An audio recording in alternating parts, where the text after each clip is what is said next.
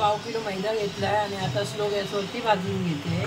आपल्याला आता रक्षाबंधनसाठी घरच्याच सामानामध्ये मिठाई बनवायची आहे आणि ते पण कमी बजेटमध्ये।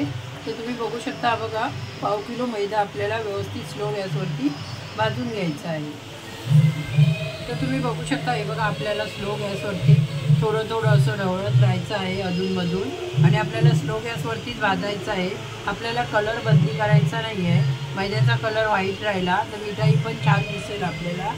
तर हे बघा, मी अधूनमधून असं व्यवस्थित परतून घेते आहे। तर याच पद्धतीने तुम्ही मैदा परतून आहे बघा, मैदा भाजून तयार झालेला आहे आणि आपल्याला जास्त करपवायचं नाही आहे किंवा त्याचा कलर बदली करायचा नाही। तर त्यामध्ये बघा, मी 1 कप पाव किलो मैदा घेतला होता, त्यामध्ये बघा अर्धा कप आपल्याला तूप घालून घ्यायचं आहे आणि आता तुपामध्ये व्यवस्थित भाजून घ्यायचं आहे। आता मी तूप घालून घेतलेलं आहे अर्धा कप आणि आता आपण व्यवस्थित मिक्स करून तुपामध्ये भाजून घेऊया। मैदा भाजते आपल्याला स्लो गॅसवरतीच भाजायचा आहे। पाव किलो मैद्याला आपण 150 ग्राम तूप वापरलेलं आहे। मैदा पहिला मी भाजून घेतला, कारण ते असं केल्यामुळे मैदा आपण पहिला भाजून घेतला होता, त्यामुळे आपल्याला तूप जास्त लागलं। जे आता हलवाई लोक बनवतात बर्फी, ते 250 ग्राम जर मैदा असेल तर 250 ग्रामच त्यामध्ये तूप घालतात आणि भाजतात, पण आपण आता पहिला भाजून घेतल्यामुळे आपल्याला तूप कमी लागलं आहे। तर मी इथे तुपाचा वापर 150 ग्राम केलेला आहे आणि तुम्ही बघू शकता हे बघा, मैदा आपला छानपैकी भाजून तयार झालेला आहे। तयार कसा झाला आहे ते बघण्यासाठी हे बघा, तुम्ही असं पाणी टाकायचं। पाणी टाकल्यानंतर हा बघा सुरसुर आवाज येतो, म्हणजे आपला मैदा भाजून तयार झालेला आहे तुपामध्ये। तर आता आपण हे बघा, गॅस बंद करायचा आहे आणि व्यवस्थित मैदा मिक्स करून घ्यायचा आहे। कढई गरम असते, तसं ढवळत राहायचं आहे आपल्याला सारखं। हे बघा शकता, हे बघा मैदा आपण भाजून घेतला होता, तो थंड झालेला आहे। जास्त थंड करायचं नाही आपल्याला। त्यामध्ये हे बघा, मी अर्धा कप मिल्क पावडरचा वापर करते आहे। पावडर व्यवस्थित मिक्स करून घ्यायची आहे मैद्यामध्ये। असं केल्यामुळे मैद्यामध्ये काही गुठल्या होत नाही। करून घ्यायची आहे मिल्क पावडर मी व्यवस्थित मिक्स करून घेतली आहे, एकही गुठली त्यामध्ये नाही आहे। तर अशा पद्धतीत आपण मिल्क पावडर मिक्स करून घ्यायची आहे आणि आता आपण पाक बनवूया। तर पाक बनवण्यासाठी मी दुसरी कढई घेते। पाव किलो मैदा घेतला होता, तर आपल्याला पाव किलो साखर घ्यायची आहे। साखर घेतली आहे, तर बघा अर्धा कप पाणी घातलं आहे मी। 1.5 कप साखर घातली, अर्धा कप पाणी घातले आणि आता आपण त्याचे पाक बनवून घेऊया व्यवस्थित। तर तुम्ही बघू शकता हे बघा, आपण साखर अशी मिक्स करून घेऊया आणि याचा छानपैकी असा मीडियम गॅसवरती पाक बनवायचा आहे। हे बघा, पाक तयार झालेला आहे आणि आपल्याला हा बघा 1 तारच पाक बनवायचा आहे। बघा असं केलं तर 1 तार बनते। हे बघा, तर तेवढाच आपल्याला पाक बनवायचा आहे, जास्त कडवायचा नाही आहे, त्यामुळे बर्फी कडक होते। तर मी हा बघा पाक आहे ना, गॅस बंद केला आणि पाक उतरून घेते। बघा, मी आता ही कढई ठेवली आहे गॅसवर, पण मी गॅस चालू केलेला नाही आहे। आता आपण पाक बनवला तो या कढईमध्ये ओतून घेऊया, या पिठामध्ये बर्फीच्या। आता बघा, आपल्याला पाक सर्व ओतून घ्यायचा आहे। आता तुम्ही बघू शकता बघा, मी गॅस चालू केलेला नाही आहे। आता आपल्याला हा मैदा सर्व पाकामध्ये मिक्स करून घ्यायचा आहे। हा बघा, पाकामध्ये व्यवस्थित मिक्स करून घ्यायचा आहे। मी पाक व्यवस्थित पिठामध्ये मैद्यामध्ये मिक्स करून घेतला आहे आणि बघा, घरच्या घरी छानपैकी मिठाई तयार होते। ही तुम्ही रक्षाबंधनसाठी बनवू शकता। तर आता आपल्याला गॅसची फ्लेम चालू करायची आहे आणि आपल्याला 2 ते 3 मिनिटच गरम करून घ्यायचं आहे, जास्त गरम करायचं नाही आहे। तुम्ही बघू शकता हे बघा, पॅन सोडतं म्हणजे हे चिकट व्यवस्थित झालेलं आहे।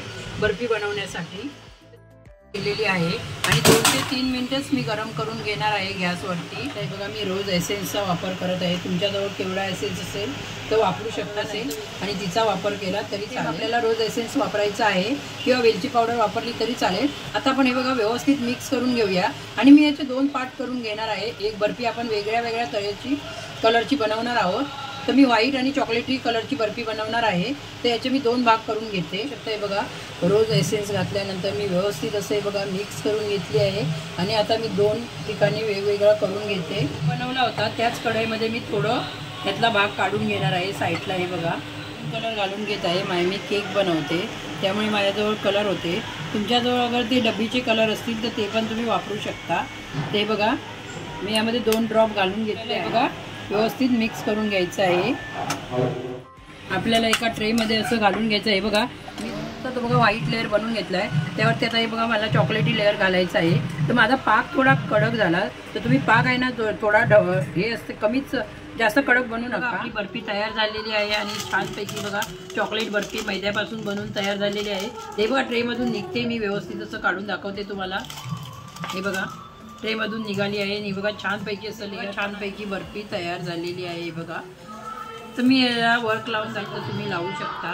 तर माझ्याजवळ वर्क होता हा बघा. या पद्धतीने असं आपल्याला लावून घ्यायचं आहे आणि लावतेवेळी फॅन बंद करायचा. 2 वर्क लावून घेतले बघा आणि तुम्ही बघू शकता बघा छानपैकी वर्क लावून तयार झालेली आहे. तर तुम्ही बघू शकता बघा मी चांदीचा वर्क लावून घेतलेला आहे. आता आपण बर्फी कट करून घेऊया. तर तुम्ही बघू शकता बघा सहज बर्फी कट होत आहे. म्हणजे आपली बर्फी व्यवस्थित बनवून तयार झालेली आहे. ते बघा आपल्या आवडीप्रमाणे आपण त्याचे पीस करू शकतो. हे बघा मी इथे कट करून घेते. बघू शकता बघा असं आपण चौकोनी पण पीस करून घेऊया.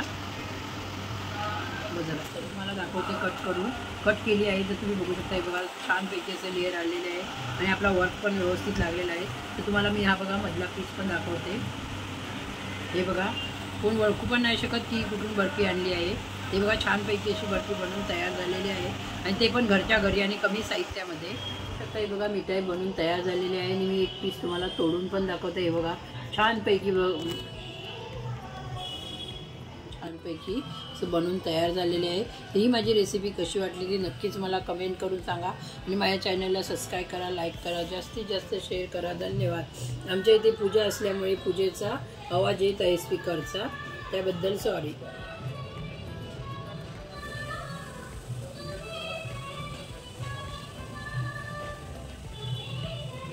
कुठून घेता शॉर्ट व्हिडिओ गेमचा